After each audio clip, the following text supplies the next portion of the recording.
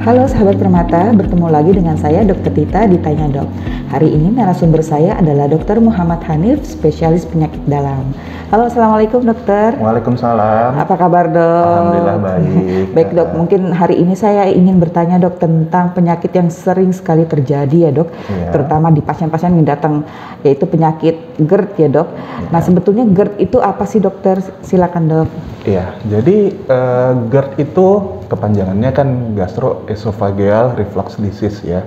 Jadi itu adalah penyakit karena kelemahan dari katup di lambung, sehingga asam lambung yang seharusnya berada di lambung naik ke kerongkongan, sehingga menimbulkan gejala seperti rasa terbakar. Nah, itu sangat tidak nyaman dan orang sering menganggapnya, oh ini sakit jantung, karena dia rasanya sama-sama terbakar. Cuma di situ dia berbeda ya. Karena dia kalau sakit jantung dia rasanya seperti terhimpit, sementara kalau seandainya GERD dia lebih rasa terbakar ya kemudian. Oh begitu ya dok. Baik dok, kalau untuk GERD-nya sendiri itu biasanya yang ciri khas yang paling menonjol dari GERD atau gejala-gejala dari GERD dari mulai yang awal atau sampai yang paling berat itu seperti apa dokter? Untuk gejala yang paling tersering, rata-rata pasien itu mengeluhkan rasa terbakar di dada. Nah, rasa terbakar itulah yang seperti saya sebutkan sebelumnya, dia itu mirip-mirip seperti jantung, padahal bukan. Kemudian dia seperti penyakit lambung yang pada umumnya ada rasa mual, kemudian muntah keluar asam lambung. Nah, itulah yang gejala-gejala tersering dari penyakit GERD gitu. Apakah betul dok faktor psikis itu pikiran bisa menjadi salah satu pemicu GERD ini dokter? Nah, itu salah satu faktor penyebab dari GERD itu memang psikis. Seperti penyakit lambung lainnya yang dimana asam lambung akan semakin terekskresikan atau keluar makin banyak akibat rasa stres. Baik itu stres secara pikiran maupun stres metabolik.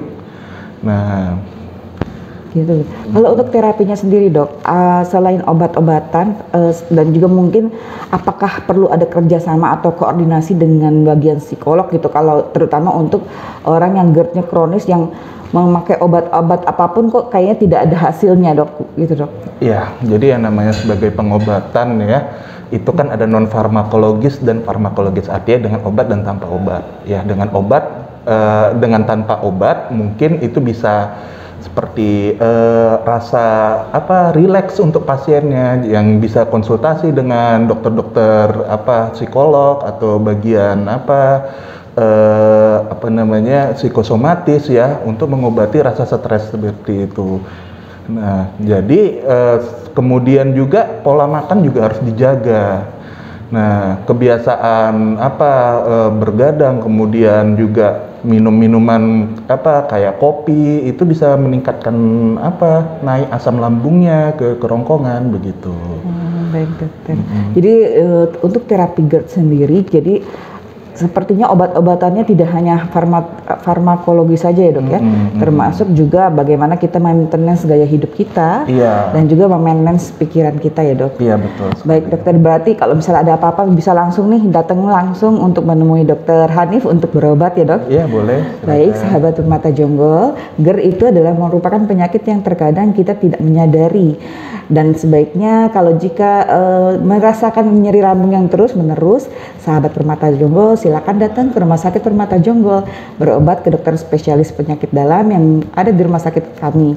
Dr. Muhammad Hanif, spesialis penyakit dalam, praktek setiap Senin sampai Jumat jam 8 sampai jam 14, lalu hari Sabtu beliau praktek sore jam 16 sampai jam 20. Dan jangan lupa setiap pekan kedua dan pekan keempat beliau praktek di setiap hari Minggu, yaitu mulai jam 11 sampai jam 13.